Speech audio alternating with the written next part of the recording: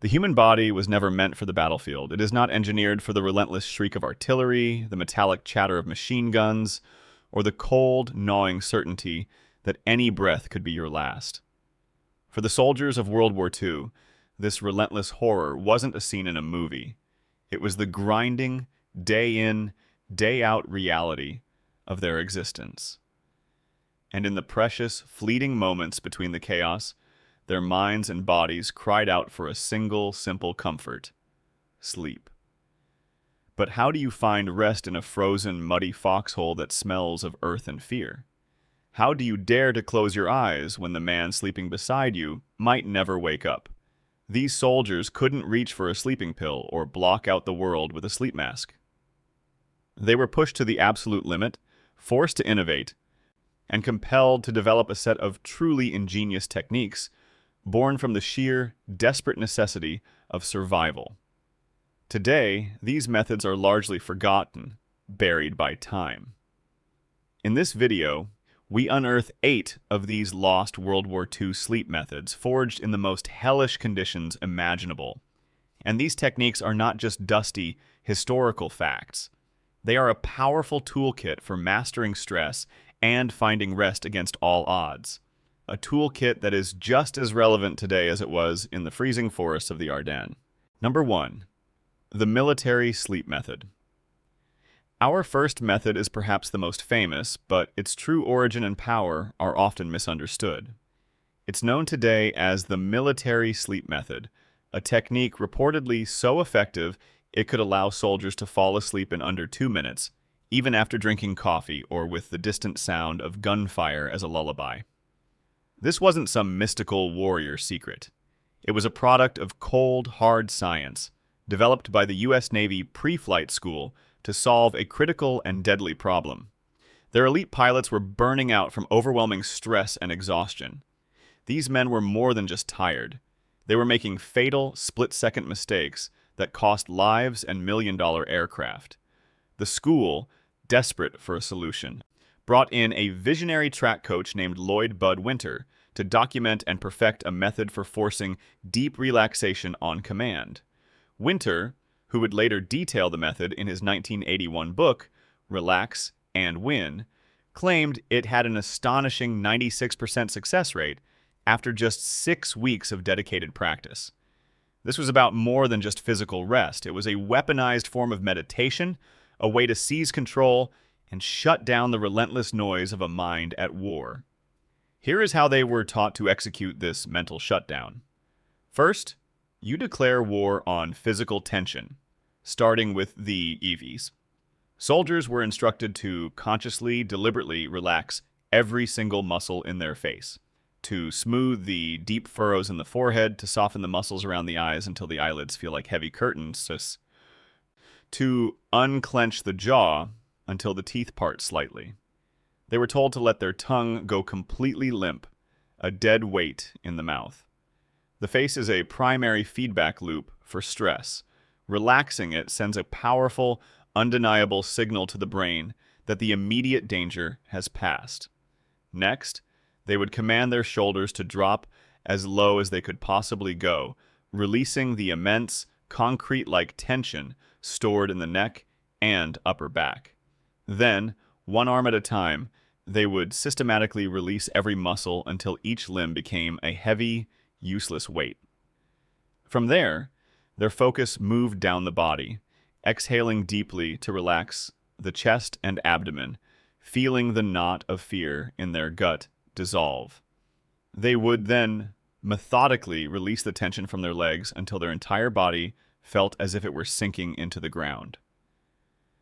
But winning the physical battle was only half the war. The soldier had to clear his mind for 10 solid seconds. They were given 2 specific mental images to hold. Picture yourself lying in a canoe on a perfectly calm lake with nothing but a clear, tranquil blue sky above you. Or imagine yourself resting in a black velvet hammock in a pitch-black, silent room. And if worries kept creeping in, the final command was brute force. For 10 seconds, just repeat the words, don't think, don't think, don't think. It was a manual override for a body and mind stuck in overdrive. Number 2, The ground bed. Insulation trick. While pilots battled their minds, the infantryman on the ground fought a more tangible enemy, the cold. Sleeping on the frozen ground wasn't just uncomfortable, it was lethal. The earth itself acts like a giant, merciless heat sink, a vampire of warmth, relentlessly pulling life from your body through conduction. A soldier lying directly on the frozen ground could slip into hypothermia and die without ever waking up. The problem was simple physics, and the solution was a piece of almost primal wisdom: create a barrier. This wasn't about high-tech gear. It was about using what the hostile environment provided.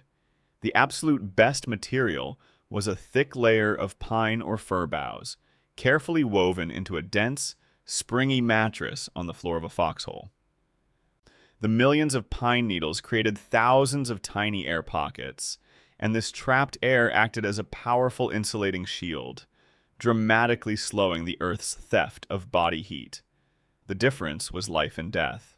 In the desolate, shattered landscapes of the Hurtgen Forest or the Ardennes, where the air was sharp enough to burn the lungs, this was the difference between a few hours of fitful rest and a frozen, silent death. Where pine forests weren't available, they improvised with whatever they could find. Thick piles of dry leaves, straw scavenged from bombed-out farms, even stacks of old newspapers stuffed under their greatcoats. The principle was always the same: create a thick, fluffy barrier of trapped air between your body and the unforgiving ground. A night on bare, frozen earth meant hours of violent, energy-sapping shivering. A chattering of teeth so intense it felt like your jaw would break. Your body would burn precious calories not to rest, but simply to exist, leaving you weaker and more vulnerable by the minute. A night on a bed of pine boughs, however, meant a few precious moments of genuine, life-sustaining sleep. It was essential fieldcraft, as vital to survival as knowing how to clean your rifle. The men who learned this survived. The men who didn't, who saw it as too much effort after a day's hard march, often paid the ultimate price, discovered motionless and cold in the morning light. This wasn't a matter of comfort. It was a non-negotiable law of survival, written in the unforgiving language of thermodynamics. The ground was a patient enemy, and this was the only way to fight back. Number 3. Rotating sleep shifts. In an active combat zone, an 8-hour, uninterrupted block of deep sleep was a lethal fantasy. To surrender to that level of unconsciousness was tactically idiotic. You had to be ready to fight for your life at a moment's notice. The challenge was immense: how to get the absolute minimum rest required for human survival without compromising combat readiness. The solution was a brutal but effective system of fragmented, rotating sleep. The unofficial standard during active combat became the 4-hour rule, a desperate attempt to get about 4 hours of sleep in a 24-hour cycle. In a typical two-man foxhole, one soldier would stand guard, a dark silhouette against the snow, listening to the sounds of the night, every nerve ending alive. His partner, huddled at the bottom of the hole, would try to sleep for a 2-hour block before they switched. This wasn't restorative sleep. It was survival sleep, often taken in full gear, with a rifle clutched in their arms, the cold steel a constant grim reminder of where they were. The inherent discomfort was almost a feature, not a bug. It prevented them from falling into the deepest, most vulnerable stages of sleep. One veteran described this state as never being fully awake and never being fully asleep. It was a descent into a gray, hallucinatory twilight where the muffled explosions in the distance bled into fractured dreams. You'd wake up not feeling rested, but feeling a profound, bone-deep weariness, your mind thick and slow. The handover was a ritual of quiet desperation. A nudge, a whispered word, and the roles were reversed. The man who had been watching the shadows would now slump down, his body screaming for oblivion, while the other would rise, shake off the stupor, and take up the lonely vigil. The world shrank to this simple, brutal rotation. It was an unspoken contract with reality. trading the dream of deep rest for the chance to survive until the next shift, a grim handover from one exhausted man to another. This cyclical exhaustion became the rhythm of life on the line, a shared state of being that bound men together in a silent, mutual understanding of what it meant to endure. You didn't just share a hole in the ground, you shared a state of perpetual, agonizing fatigue. Number 4.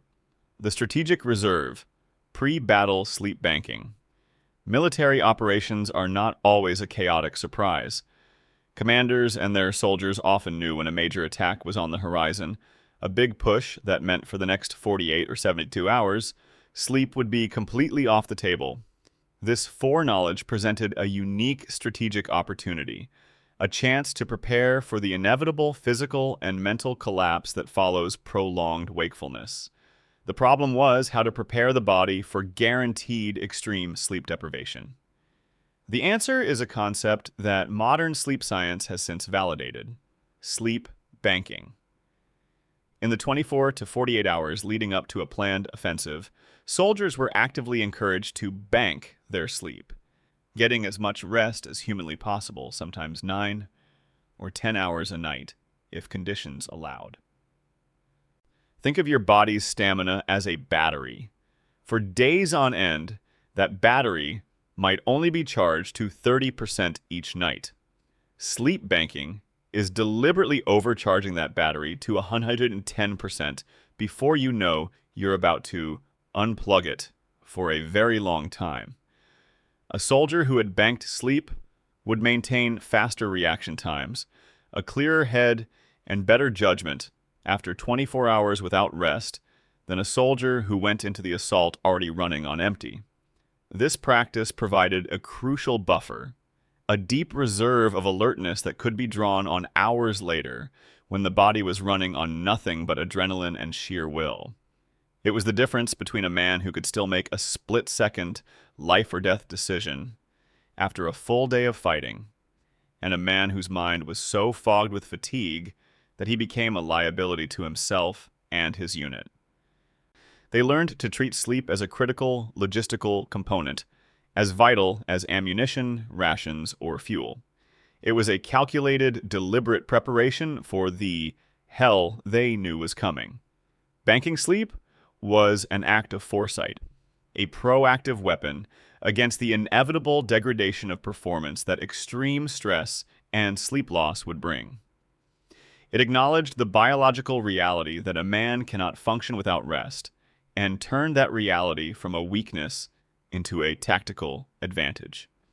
For the men who knew they were about to walk into the fire, those extra hours of oblivion were a deposit on their own survival. Number 5.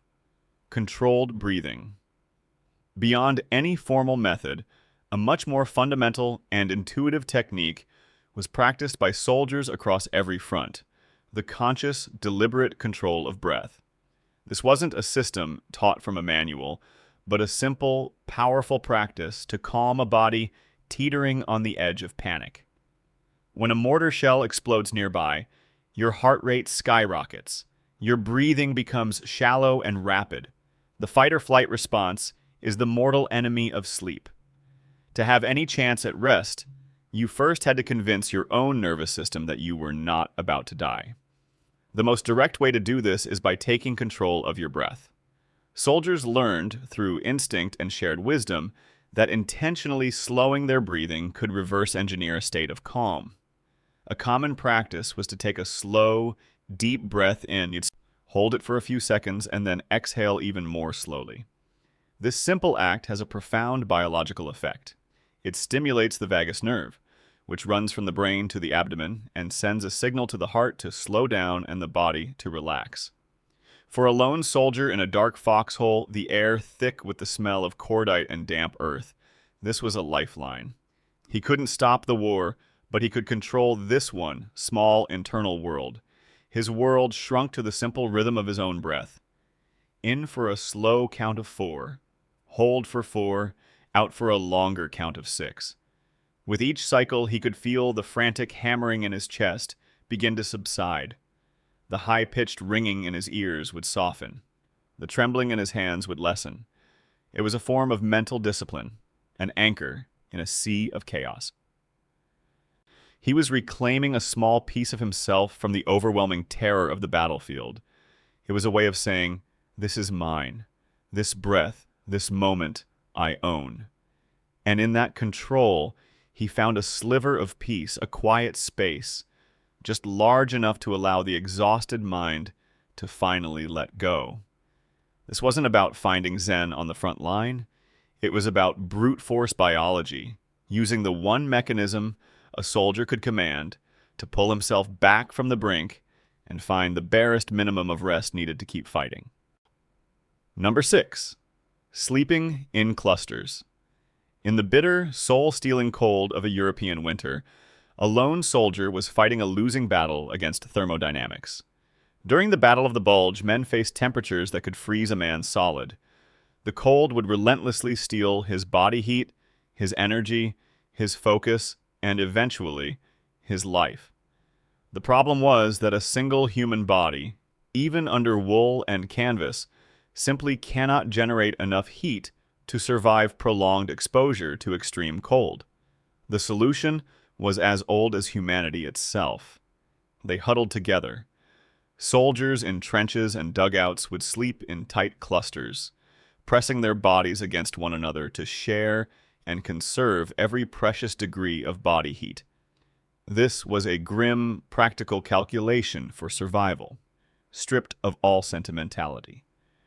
A single soldier exposes a large surface area to the cold, but when two soldiers press their sides together, the surfaces that are touching are no longer losing heat to the freezing air. When 5 or 6 men crammed into a small dugout, they effectively created a single, larger organism with a much more efficient surface area to volume ratio, dramatically reducing the overall heat loss for the entire group. Veterans of the Battle of the Bulge described the desperate struggle to get a position in the middle of the huddle, as the men on the outside bore the brunt of the biting wind and encroaching frost. These positions weren't static. They would rotate throughout the long, dark night in a silent, unspoken pact of shared survival. The man on the edge, shivering uncontrollably, would eventually be brought into the warmer center, his place taken by another.